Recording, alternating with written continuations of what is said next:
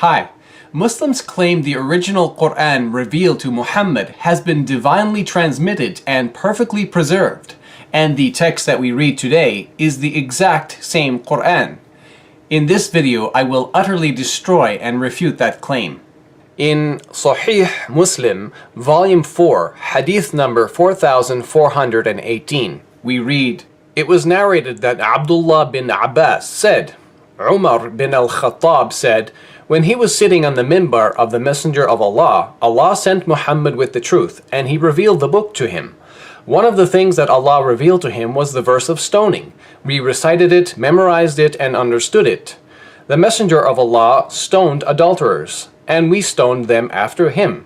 But I am afraid that, with the passage of time, people will say, we do not find the verse of stoning in the book of Allah, so they will go astray and forsake an obligation that Allah revealed. Stoning is mentioned in the book of Allah as a duty which must be carried out on those who commit zina, if they are married, men and women alike, if proof is established or if there is pregnancy or a confession." Notice that Umar clearly stated that Allah had revealed a verse prescribing stoning to death for adulterers. The big problem is, that verse is nowhere to be found in today's Quran. Now, if you're a Muslim, you might try claiming that this hadith is not talking about the Quran, but some other holy book. Well, you're wrong.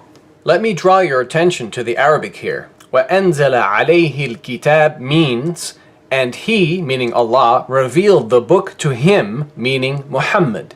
The Arabic verb here, anzala, is translated as he revealed. However, it also conveys the meaning of to send down or to descend.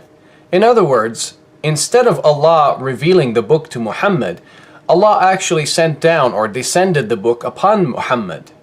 And the only book that was revealed to or sent down to Muhammad was the Quran. Now, if you're still not convinced the hadith is referring to the Quran, let me also draw your attention to the Arabic قَرَأْنَاهَا وَوَعَيْنَاهَا وَأَقَلْنَاهَا, meaning we recited it, we memorized it, and we understood it. Now just ask yourself, which book do Muslims recite and memorize? It's not the Torah or the Gospels. Obviously, it's the Quran. Now let's get back to Umar. Notice that he claimed the verse of stoning had been revealed to Muhammad and was part of the original Quranic text. But as I said, we do not find it anywhere in today's Quran. Please note, I'm not interested in any theological or legal implications, or if Muslims consider this verse abrogated or not. My main concern in this refutation is the historical preservation of the original text of the Quran and how it differs from today's text.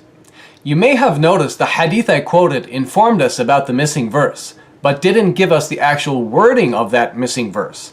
So, for those of you who are curious to know what the original Quran actually said, we turn to another hadith collection. In Sunan Ibn Majah, Volume 3, Hadith number 2553, we read, "It was narrated from Ibn Abbas that Umar bin al-Khattab said, I fear that after a long time has passed, some will say, I do not find the sentence of stoning in the book of Allah, and they will go astray by abandoning one of the obligations enjoined by Allah. Rather, stoning is a must if a man is married or previously married, and proof is established, or if pregnancy results, or if he admits it. I have read it in the Quran.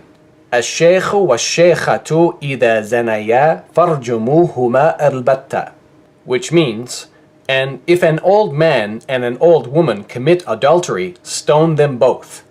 The Messenger of Allah stoned adulterers, and we stoned them after him." And this hadith is sahih, or authentic. And again, as I mentioned, we don't find this verse anywhere in today's Quran.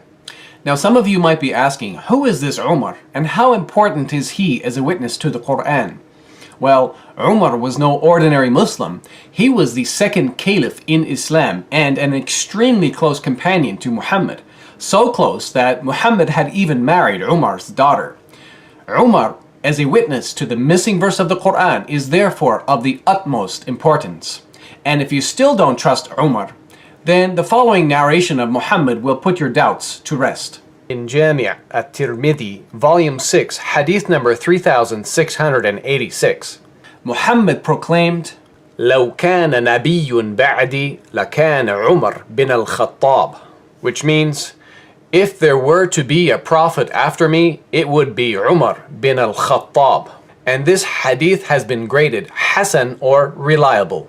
In other words, the prominence of Umar as a witness to the Quran is too important to be ignored, and according to this Islamic source, he is a reliable witness. Now, in ending this video, I think you will agree I have sufficiently illustrated from authentic Islamic sources that the Quran we have today cannot be an exact copy of the original Quranic text of Muhammad. Therefore, today's Quran is incomplete and not perfectly preserved. So, I have refuted the Muslim claim. For more narrations on the Quran's missing verse of stoning, please consult Sahih al-Bukhari.